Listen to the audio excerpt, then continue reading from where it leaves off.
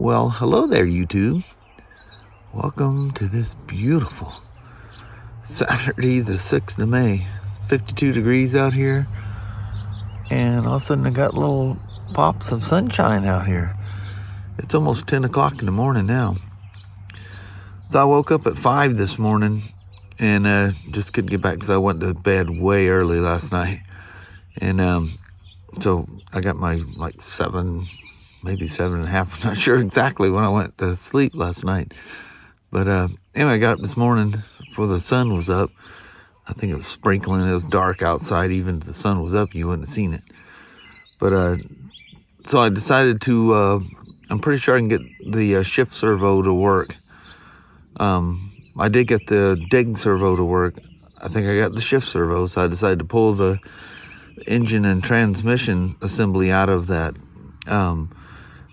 axial, the SX10 or SCX10 3, the early Bronco, to pull the collar out to allow it to shift into high gear. It's fixed and stuck in low gear. They put the collar in there so it doesn't accidentally move around. But anyway, so pull it apart. All you gotta do is split the transmission from the engine housing and pull that collar out. It's a simple thing. Pull it apart. There's hardly any grease. I see surface rust all over. It's just, I'm not impressed how that was put together. And you know, it's funny, I got one in a box that ain't even been opened up yet. It's probably the same way. Or maybe it's just a fluke thing. But anyway, I'm going to search. I did a little clip before the sun came up. And since then, I got it all back together. I did some light adjustments in Kelly's little craft nook over there. So the lighting's a little better too. So I'll show you that clip and then we'll progress from there. But welcome to Saturday. Hope it stays nice like this. Took the transmission apart to get that lock spacer out that rides right here, and it keeps it locked in low gear. And this will allow it to shift into high gear. Well, I get in there and I see rusty, crusty parts. This surface rust, but I see minimal at best lube. This is the transmission. This is the front half of the transmission. This is the bell housing. Your slipper clutch is up there, and the engine mounts that way. Transmission, back half of the transmission, front half of the transfer case, and this is the dig housing, and that's the dig there. There's the shift fork that locks the back drive shaft and pulls it away from the transmission. And then when you go back and take the dig off, it goes back, it locks to the transmission, then runs normal. But everything has to be pulled apart and properly cleaned and greased. So here we are at 8 minutes after 10 a.m. And she's back together, lubed and assembled and functioned. And as you can see now, that's high gear, low gear, high, low. And then this moves back and forth to operate the dig. But yeah, so I have, this one's assembled and set. All the endpoints are set. Works perfect. It works the shift.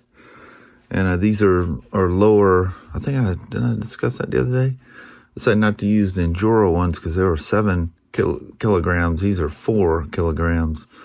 So a little softer, doesn't need it. And actually, they're so much faster than that stock Spectrum one that yeah, they'll do fine. But that's going to be the shift, because these are a little bit taller servos. I use the shift limiter collar out of the transmission, and then included with the kit is the collar to lock out the dig as well. Because if you because how the radio, it's a radio, it needs to be 4 channels to make both of those work. Well, it's a 3-channel radio. So what they do is supply you with the parts to take the tranny apart, put a collar here, but why you wouldn't use this collar? But anyway, you got to eliminate one or the other.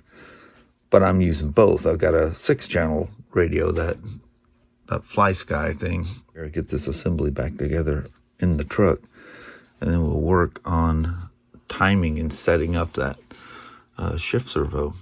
Oh, I got one more thing to show you too. Remember I was telling you guys how it was knocking the lower shock off with that mod I did to drop it 10 millimeters. I did measure it, you know, oddly enough, it's exactly 10 millimeters doing that. And I guess what people are finding is to put take the 100 millimeter shocks off, put 90s in there, or you can put a spacer inside there and limit its throw. But anyway, I like leaving the stock shocks alone. I do like the stock shocks. They perform well. I have no issues at all. The scale look of them and all is just the 100 millimeter makes it, that heavy body on the top makes this thing flop over pretty easy. So I went with Proline big bore scalar shocks. They're some bad boys. These are like 11 millimeter bodies and 3.5 millimeter shafts. These are 9 millimeter bodies, and I think they're 2.5 millimeter shaft. Maybe even 2. They're pretty small. And I'm not making a mistake like I did with the K10 with the Proline shocks. I bought the adjustment sets of springs. So they come with the medium springs, and there's a soft set of springs and a hard set of springs. And everything's done in 2s. I explained that on a ride one day because a lot of things have different size and length shocks, front and rear. So these are all 4 the same. You just got to buy 2 of everything. But we'll try to get those in today too.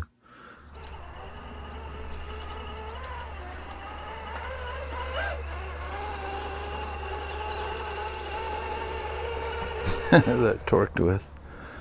Well, many hours of joyful fun here. It's like 4:30 or something out here now. Got our last little break, but yeah, there's really black clouds coming that'll be here before too long. But actually dried up a little bit. So the servos are on and working. There's those Fox big bores. And you'll see the suspension is mounted in the correct spot. See where the shock's mounted on its mount and not on the suspension link. I got both servos working with aftermarket. I broke the rules. Man, those Fox shocks are so plush and realistic looking. Transmission's all well lubed. Ran her for quite a while in second gear or high gear, and made sure the grease wasn't going to push out one place. I did get a little too much in a spot around the transfer case and started pushing out one of the outlets there. It was just an easy cleanup. But I just ran her wide open for a while and everything do its thing. It's great. It's working perfect. I love it. You know, it's crazy. I can hear the races out at Castle Rock.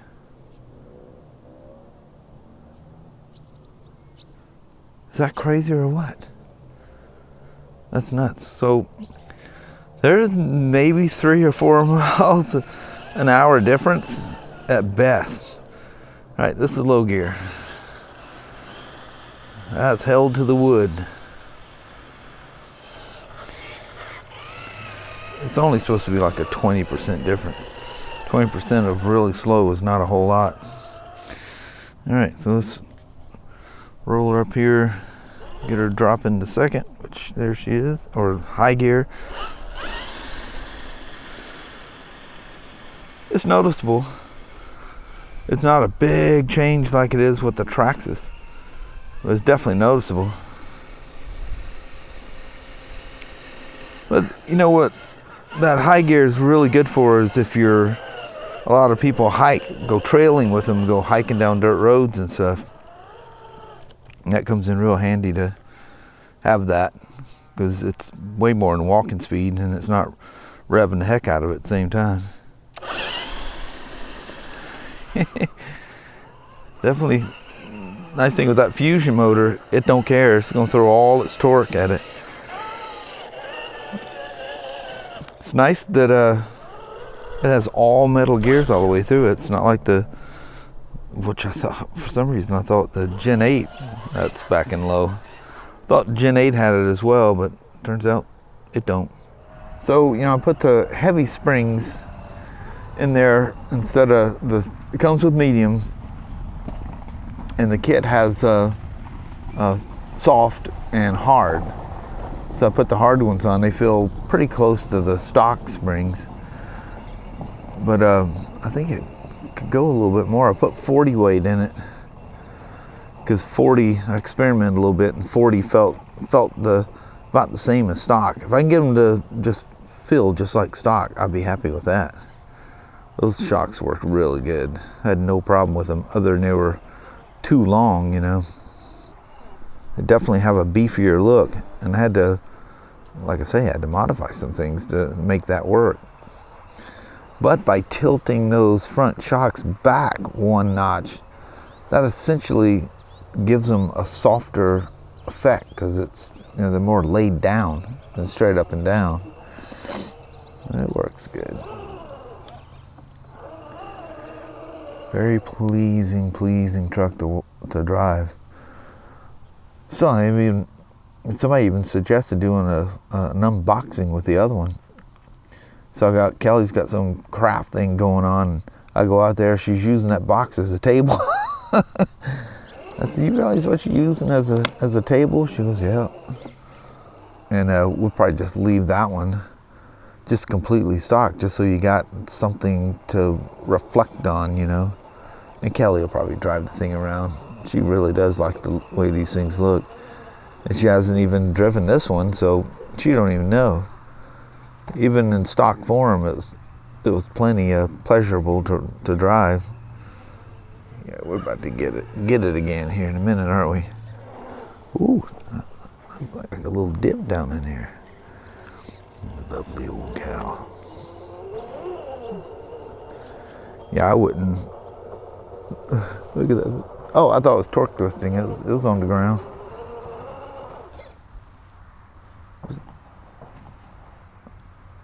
Is that shots? What is it? It sounds like an air hammer. The guys might be out there working on their barn out there. Ooh, she's gonna slip over that. I'll never make it. Nope, it's going to.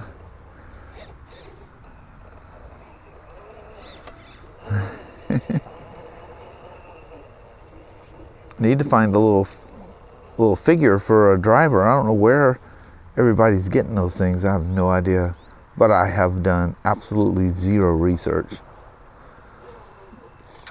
But the way all the servos and everything came out, the way it shifts, does everything like it's supposed to.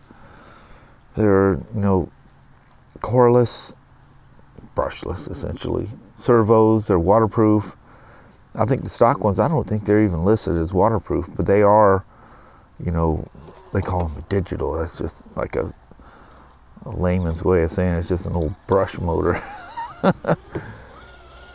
But, you know, I was bad-mouthing how expensive those things were. I actually found them on Amazon. I know the steering servos, it's like over $100. And they give no specs. They don't say, it just says high torque, high voltage. Well, that's good. So what's the specs? They don't give them. But they're over $100. I would never take the chance on it. When you can buy cheap ones that truly do work fantastic. And anyway, I found the shift servos for like $14 a piece. So I could have done it that way, and that'd have been a whole lot easier. But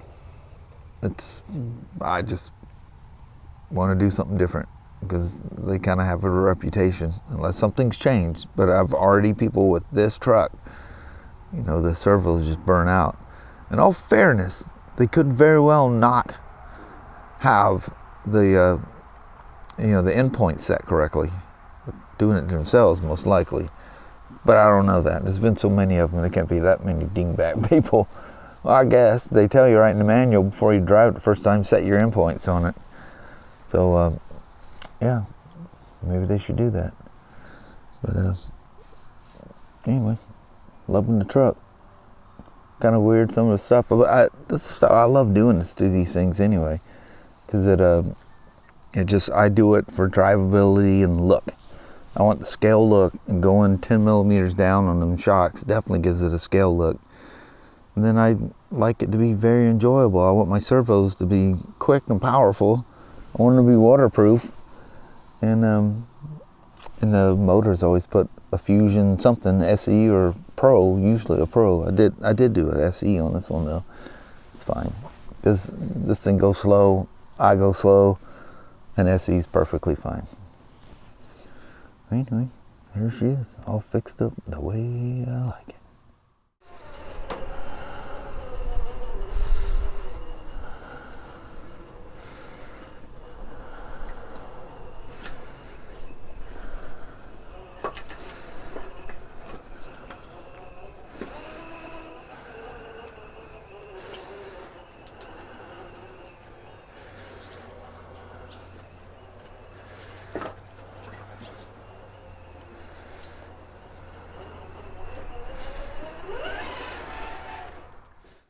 Well, hello there, YouTube. That next bout of rain is just like right on us. It's coming. Last one just rolled away. That one, it's already sprinkling out here a little bit, so we thought we'd just do a quick little goodbye and before you get it done outside. Nothing worse than doing it on the porch or something. I know, that's boring. Yeah. Not that this is exciting, it just feels good to be standing outside. Yeah. But man, what a project with that truck. Yeah. But I'm done. Everything I led up that I wanted to do, all of it's done. Little tools and stuff I got to do, they all worked, and just everything went perfect. That's good. I'm happy. And it runs good, does everything that I'd hope it'd do. I wish it was a little faster in high gear, but I already knew it was only a 20% kick up, so I noticed the races went quiet. Them rainstorms must have went over them too. Yeah. You can hear them from here. Really? All the years we've lived here, I've never heard them bikes. It's funny how the weather can do a certain thing and it bounces out.